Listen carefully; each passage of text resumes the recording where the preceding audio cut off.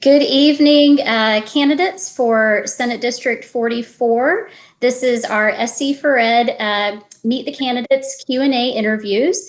And today we have 3 of the 4 candidates who are running for Senate District 44. That includes Kris DeLorme, Gayla McSwain, and Bryan Adams. So we are going to begin our interviews with brief introductions from each candidate, and we are going to begin with Mr. DeLorme, followed by Ms. McSwain, and then Mr. Adams. And we also have a series of 5 questions that we will be asking each candidate.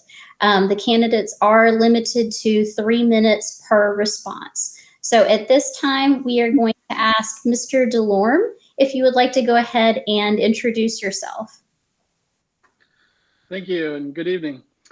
I'd like to thank you guys for hosting this Q&A. It's kind of awesome to put faces to names.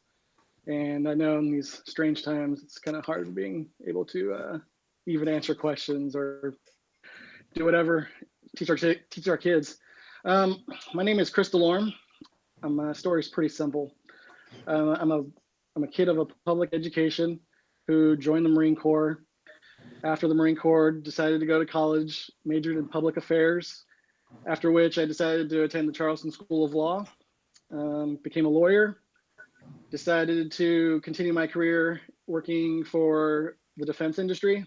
I've done that ever since I left the Corps. I currently work for the Defense Health Agency.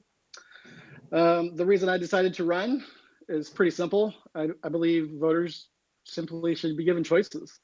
And this seat didn't really have a choice for umpteen years.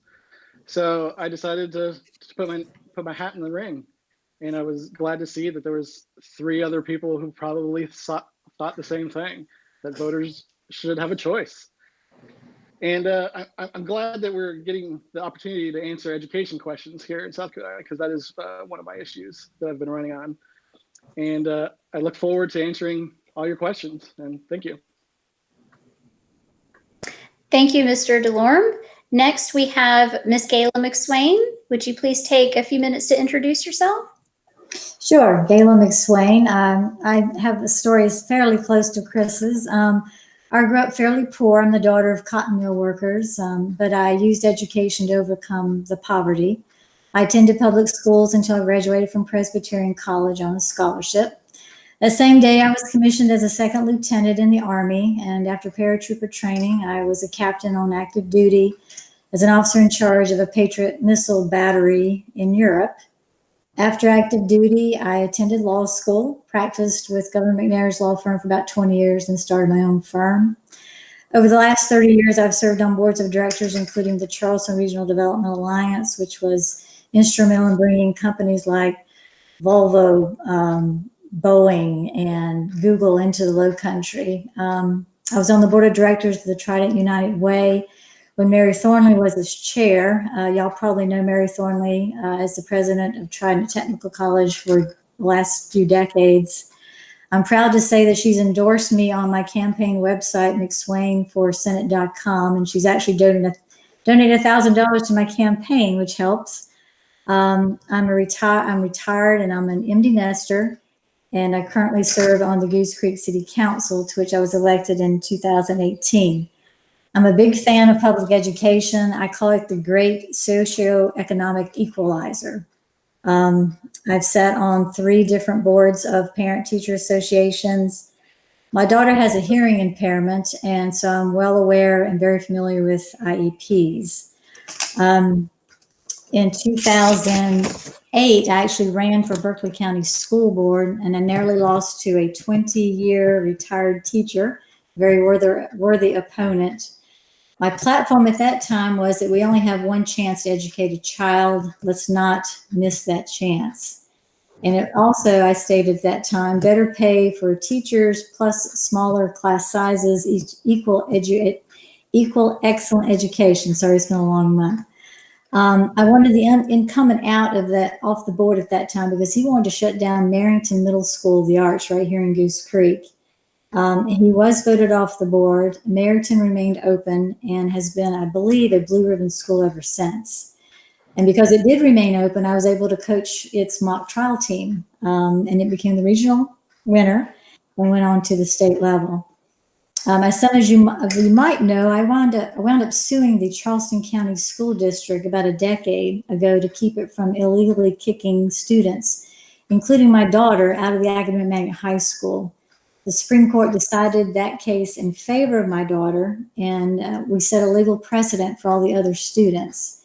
That school has a waiting list every single year, and the solution, in my opinion, is not to exclude students, but to increase the capacity so as to include all students who get into those schools on their own merit. I was glad to see y'all's rally last year at the State House. It was very inspiring. In fact, in the I think it was 2002 timeframe, I was part of a very large group of parents who also marched onto the Capitol grounds because that's time. That's 3 minutes, Ms. McSwain. Sorry. Okay. All right. Thank you so much, Ms. McSwain. Mr. Adams, would you like to tell us a little bit about yourself? I will. Thank you. My name is Bryan Adams. I grew up in the area. I actually attended schools here at the College Park Elementary and the middle school. I graduated from high school along with my wife.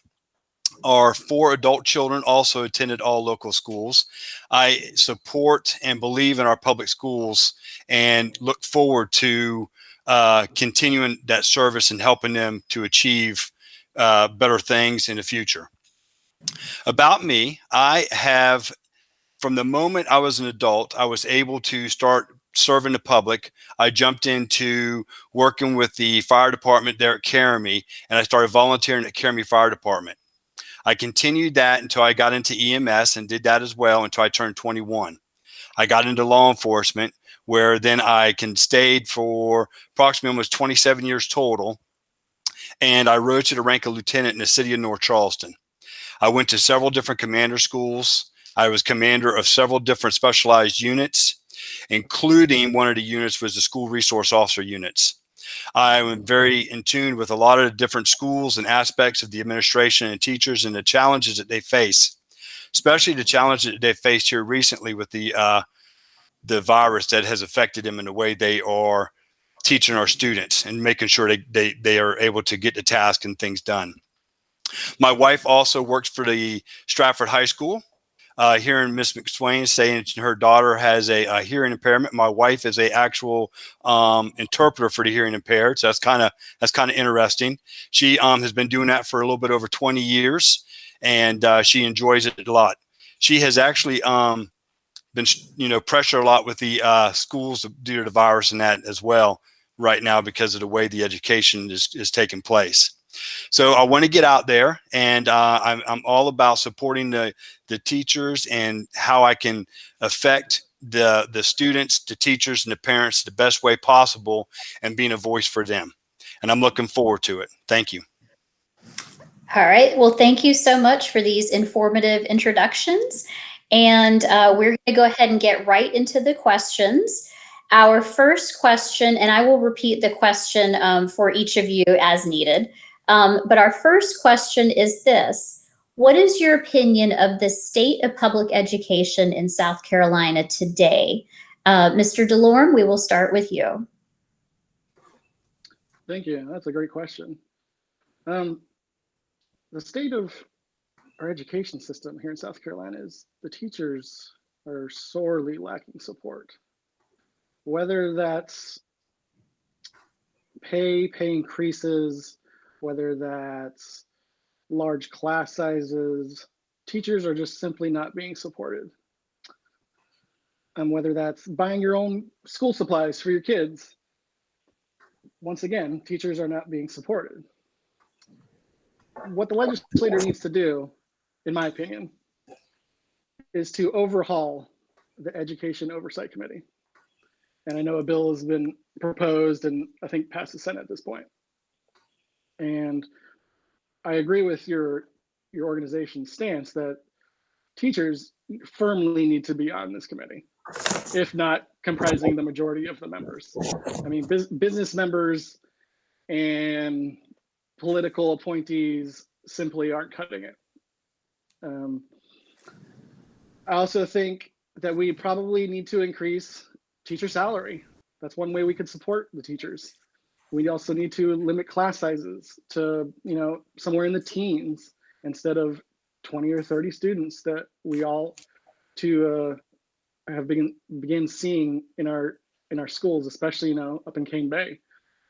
We need to reduce testing, support the teachers that way. We need to have the teachers inform us in the ways in which would best be served for their needs.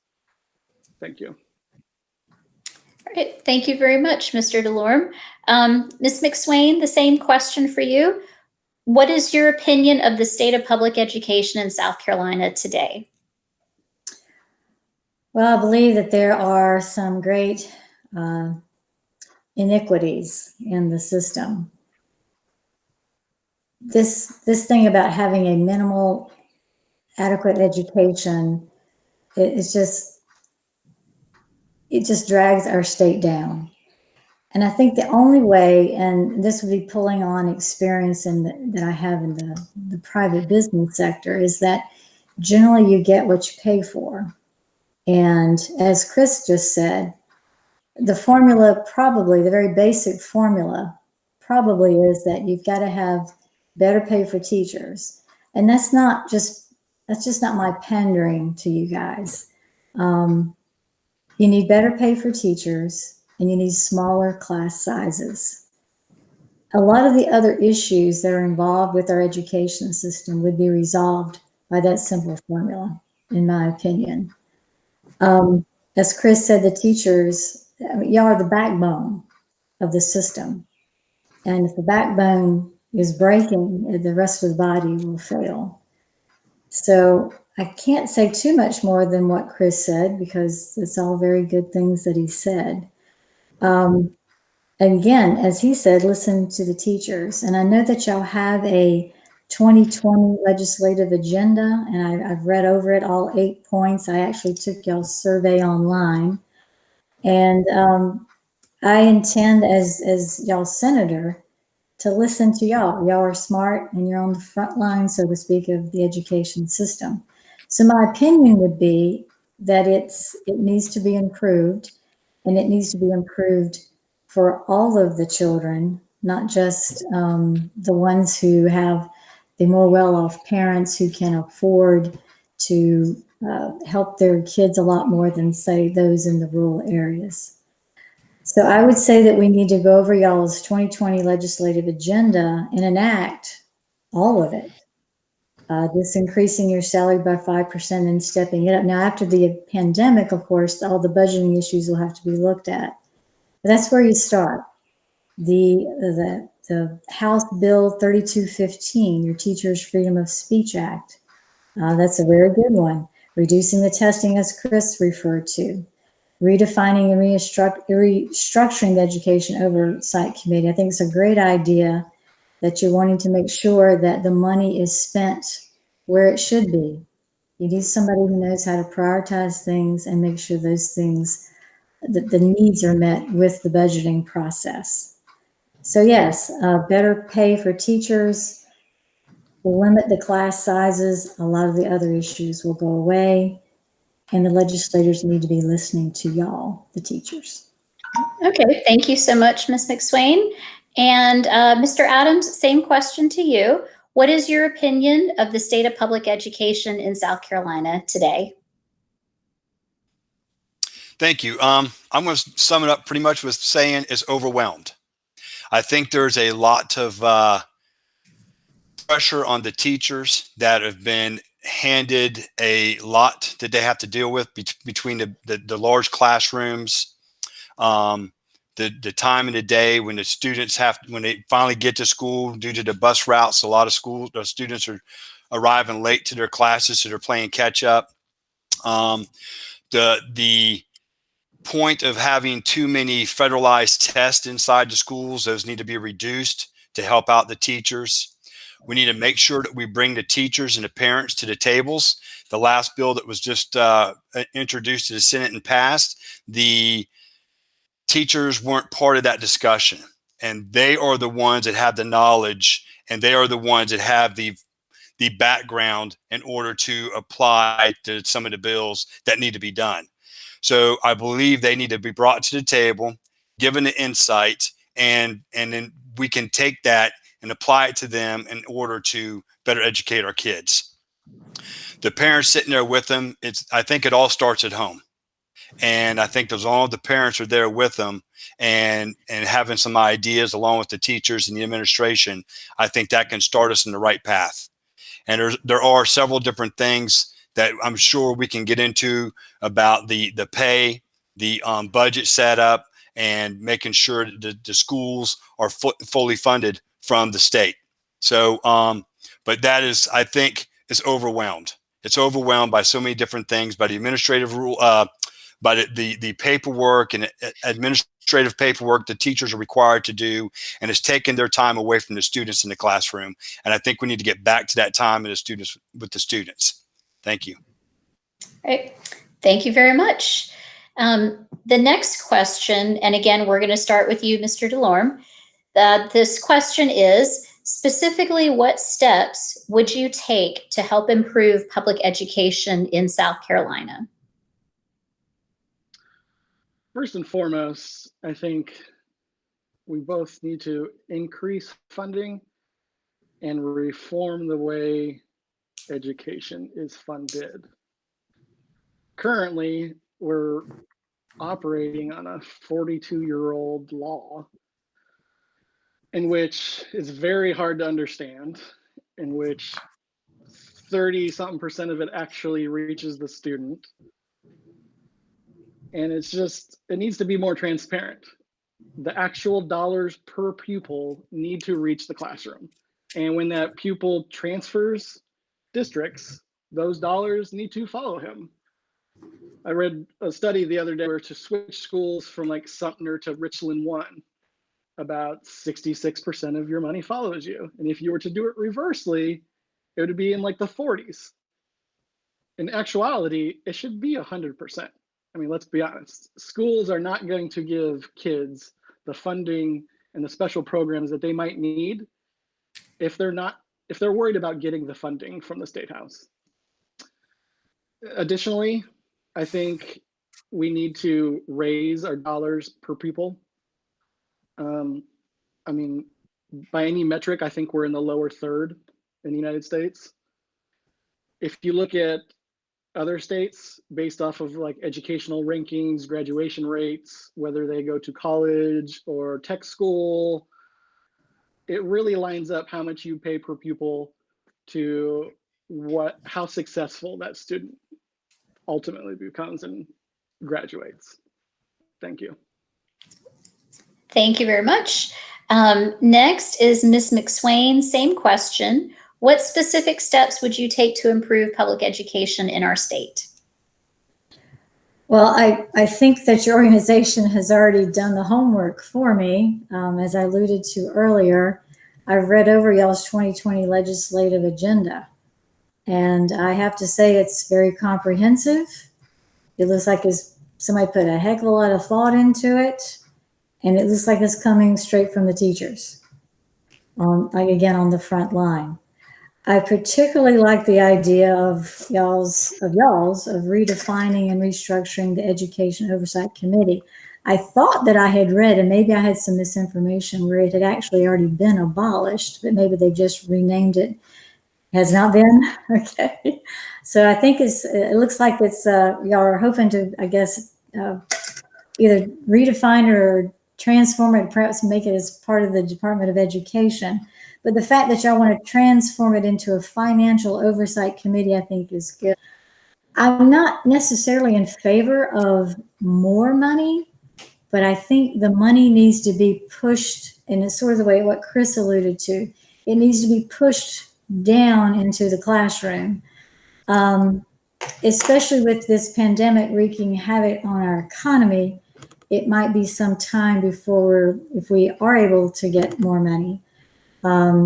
It might be some time before that happens. So I would prefer to take the money that we have and reprioritize it based upon y'all's legislative agenda, so that again, it does make it down into the classroom and again to the backbone of our education system, which is our teachers.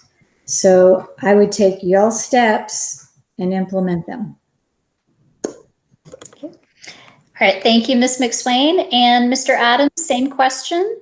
What specific steps would you take to improve public education in South Carolina? Well, one of the things I'd want to start doing is I would like to make sure going back and looking at the statutes, the bills, and make sure they're applicable to our education system.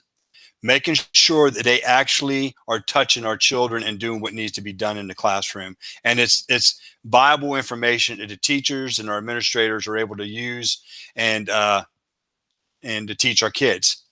I want to make sure that the budget system is viable and predictable as well. So we're not putting a budget together and it is at the end of the school year or end of the budget year, we find out we're either going to be short or certain things cost too much money. We didn't put our hard work into it to where we're getting it right. We want to make sure that the budget is feasible for our children, our school districts. I also want to make sure that that we have less government intrusion into the policy. I think a lot of that we got too much government coming into telling the teachers how to run their classrooms, giving them too much work to do, taking time away from our students. And I think we need to remove some of that. I want to make sure everybody understands I'm not talking about privatizing education. I'm talking about removing the government and all the regulations that are affecting the teachers and how they teach in the classroom. We need to fine tune that and allow you teachers to add what your knowledge is and how to teach. So those are some of the main things I'd like to do and get back to it and support y'all on y'all's ideas and getting back in there. Thank you. All right, thank you very much, folks. We're going to move on to question 3. And Mr. DeLorme, this is for you to start. If elected, what would you do to address the funding of public education? And I know we've already discussed this in some of your responses, but specifically, what would you do to address public education funding?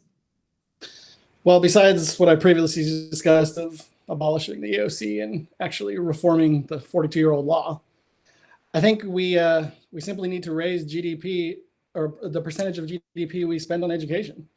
I think currently it's about 3.5%. And if we look at surrounding areas, that's either on par or greater.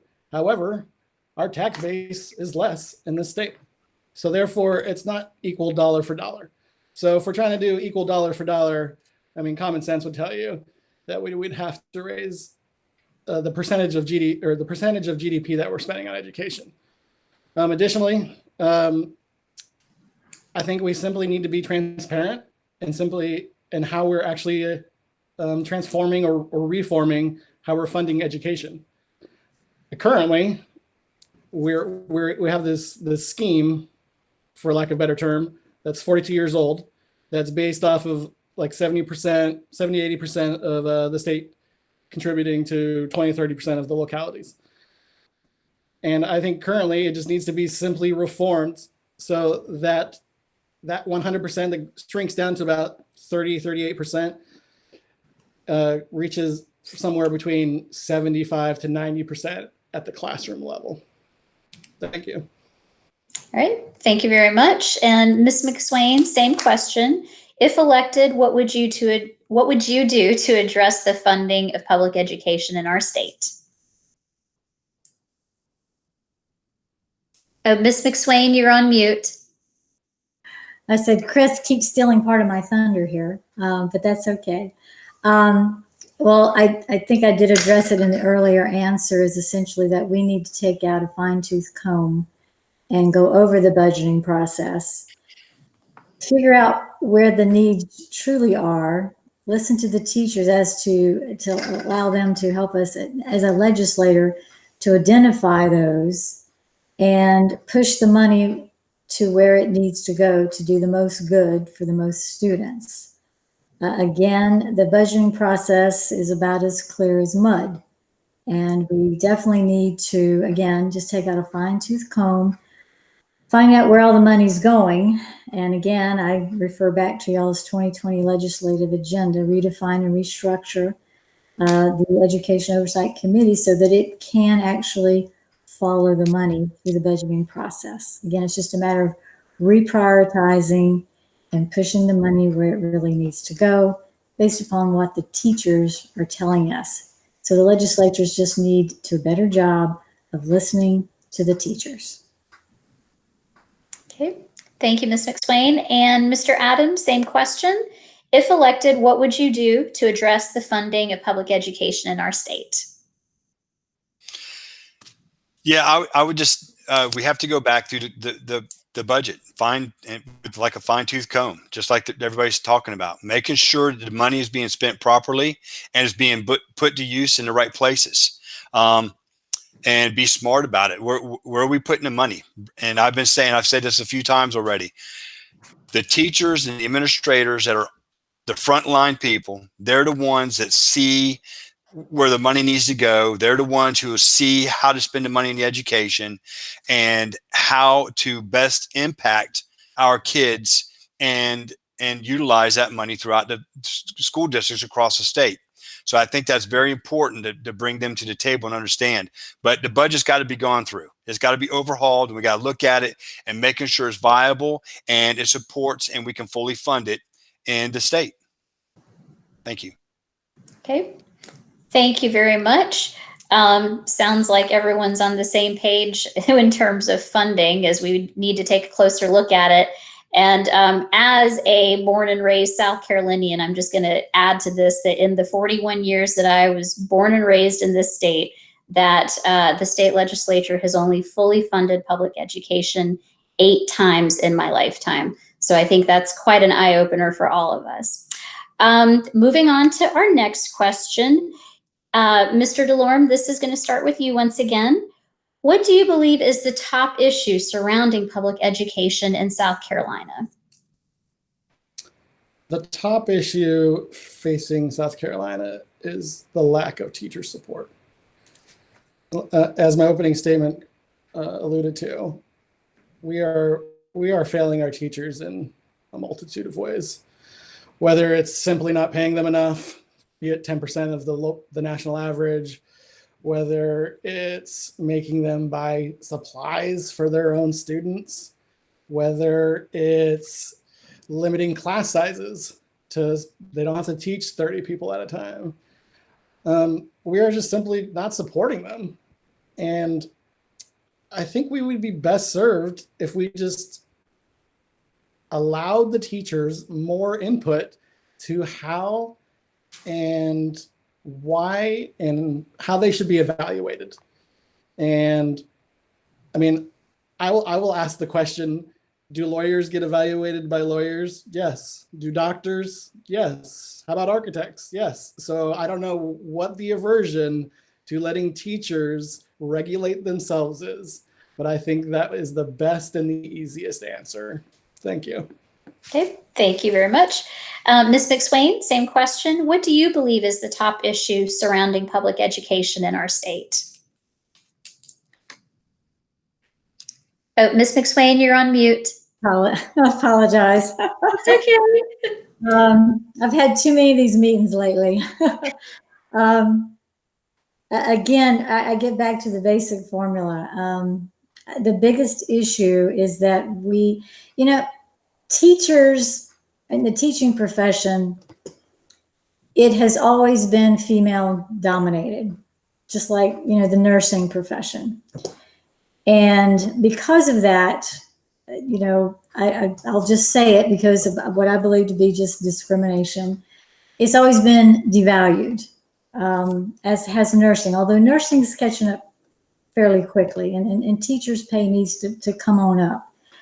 And again, back in 2008, when I ran for school board, I had the same exact platform. You pay the teachers better, you lower the class sizes and the overall, not just the class size, but the overall load to teachers. I mean, you shouldn't have more than probably about I don't know what y'all's low. I think in your 2020 legislative agenda, I think y'all said the overall, I think you didn't want a burden of more than 150 students per teacher. So it's not just the class size itself, but it's also the overall number of students assigned to each teacher. Because again, no matter how much you might want to pay somebody, you know, if you want to pay a teacher $100,000, that would be fabulous. But if that same teacher has got too many students, you know, you have a diminishing returns there. So you got to find that balance. You need to increase the pay for the teachers, and you need to reduce their workload at the same time. That's the way I think you're going to be, and I think that's the biggest issue facing our educational system. I know we got some budgeting issues, but again, those can be massaged so that if you relieve those two valves over there, better teacher pay, smaller class size, overall reduction of workload, balanced with a budget that recognizes how to accomplish those goals, then I think we can fix it. Thank you so much, Ms. McSwain. And Mr. Adams, same question. What do you believe is the top issue surrounding public education in our state? Well, I think we have to, when my kids were still in high school and stuff, and one of the things that they kept coming home to me about, it was so college driven. Every student, they always drove these students to college. And if the student didn't look or act like they wanted to go to college, they almost got, they felt shut down in a way.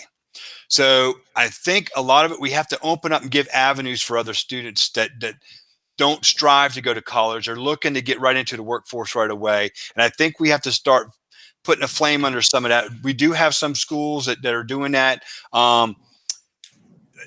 Stratford has done very good. I got a perfect example for my son at Stratford High School, where they got into the trades and they taught my son how to get into it. And he told us at a young age, when he first got into high school, he says, "Mom and Dad, don't come to me. I'm not going to college. Not doing it. When I graduate high school, that's it. I'm getting into the workforce. That's what I'm doing." So he got in there, and the teacher over there, Mr. Blanton, and I'm sorry, Bolton, I got the wrong teacher. Mr. Bolton got in there, and you know, sometimes it's always best for a teacher to talk to a child and their parents, because the parents aren't that smart sometimes. So he got in there and started working with him and sent him to a program that worked at Blanchard diesel mechanic over there in Somerville.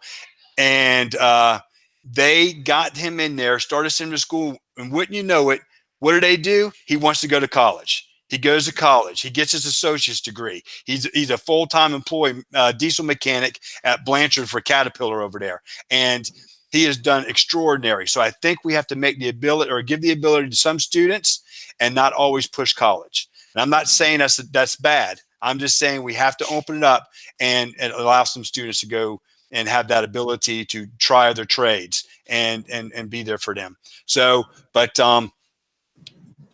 we definitely need to bring the teachers. They have to have input. That is my biggest thing, is teachers need to have input on the classroom and how to educate the kids. Thank you. All right. Thank you very much. And for our final question for the evening, and we're going to start with Mr. DeLorme once again. And this is more of a current events question. So, considering how well educators continued to provide instruction after the COVID-19 pandemic, canceled state testing and assessments, what do you feel are your opinions about accountability measures today? So keep in mind that one major accountability measure for schools, for students, for teachers would be our state standardized tests that were waived or canceled because of the school closure.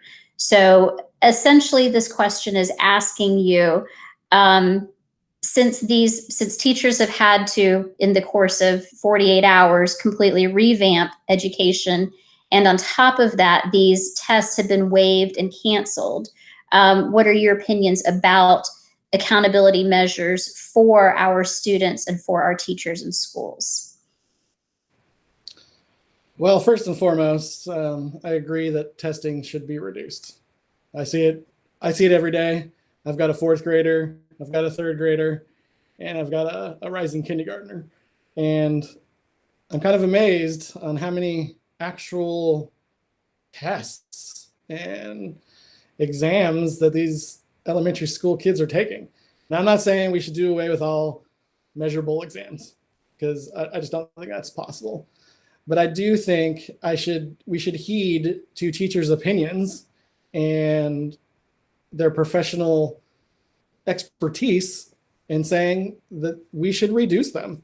If they have a better way of attaining a student's viability in a subject, I am all for listening to that professional. And I honestly don't know why we don't do it more. I don't know what the hangup is. I don't know if the State House just needs to, be an oversight monger. But I mean, to me, the teachers should dictate how they should test their kids. Thank you. Okay. Thank you very much. Ms. McSwain, same question. Considering how well educators continued to provide instruction during the pandemic and with state testing being canceled, what are your opinions of those accountability measures today? Oh, please unmute yourself, Ms. McSwain. I'm so sorry. That's okay. I'm not sure I can answer the question because I'm not exactly sure what the mandated testing would be under these circumstances. Well, for example, I'm a high school English teacher, and I had one class of 10th graders. So per state and per state guidelines, I am expected to, my students are expected to take the end of course exam for English 2, and that counts for 20% of their final grade. It is not an exam that students can opt out of because it is required by the state. So that's one example of what we're talking about when we mention the state testing. Also, for example, for our children who are in elementary and middle grades, SC Ready is another standardized state test that the students are required to take. So because of the school closure, our State Department requested a waiver from the federal government to waive and excuse us from these tests because we had no viable way of administering them. Does that clarify that? Ask the question again. Okay. Considering how well educators continue to provide instruction after the pandemic canceled state testing and assessments, what are your opinions about accountability measures today? And I guess what you're asking me is whether I think that teachers should be the judge of whether their students have mastered the subject and therefore should not be subjected to the test. Or, well, more specifically, with these state standardized tests, with the federal mandates that require states to assess students in certain subject areas at certain grade levels. For example, Mr. DeLorme, you mentioned your third and fourth grade children have had to take state assessments as well. The question is, are these assessments producing quality, accountable measures of student performance? I really don't know how to answer that question. I would have to leave it up to the teachers, I think, as to whether they think that the end of year test would be fair at this point. Because if you don't waive those standards, which it sounds to me like even though the teachers are apparently doing a fabulous job virtually, I would think that those standards are geared more toward in-person instruction as opposed to virtual. And plus, you've got, what, about 150,000 households out there that don't have access to broadband right now? So I would think that if it's a federal standard that South Carolina stands to be held, or we're not going to look very good, I wouldn't think, because you've got so many students out. It's going to be such a patchwork of what students have actually received, what type of instruction, and at what level, and particularly students who don't have access to broadband on a regular and a stable basis. So if you're asking me, I I hope I'm understanding the question, is whether those should be waived. I would think that, of course, they should be. And perhaps it might be in the future that maybe they aren't all that necessary anyway, depending on what the teachers, how the teachers are judging how the students are doing as far as mastery. I hope I've answered the question if I understood it. Thank you. Mhm. And Mr. Adams, same question. Considering how well educators continue to provide instruction during the pandemic, and since the pandemic has canceled our state testing and assessments, what are your opinions of the accountability measures today? So when we say accountability measures, the state standardized tests, those required tests that students have to take at the end of the school year in the springtime, those are considered accountability measures. So what are your thoughts on those? Thank you. So, and like I've been saying earlier, so first of all, the teachers, I've watched my wife sit here and she's engaging with the students and things, and it's a lot of pressure on her. It's a lot harder sitting at home on a computer. So I couldn't imagine what it would be for the teachers actually doing the instruction over the internet. And a lot of students don't have the internet. My wife dealt with a student all the time that didn't have the internet, and that's unfortunate. So there's a way we're going to have to figure that out or be prepared if this should ever happen again. So the accountability part, that's what I was talking about a little bit earlier, is some of these federalized tests that they use to grade our teachers or our schools, I think need to be lessened, if not removed. I think it needs to go back to the teachers. They're on hand. They're the ones that see the education taking place. They're the ones that are engaged with the student. They're the ones that should be able to evaluate the students in their classroom and the testing. They're the ones that we needed to depend on as the teachers. And I think removing a lot of those tests will benefit the teachers in the classrooms in the future.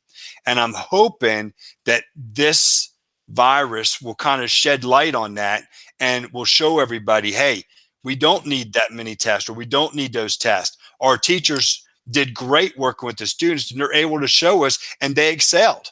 They did great with them. So I think that's how it'll kind of benefit us in the future, that these tests aren't needed, and the teachers in the classroom are going to be the ones that can hold the children accountable for their work and how well they learn. And at no time do I think the test or the grades should hold the teachers accountable or their evaluation, so to speak. So you understand what I'm talking about with that?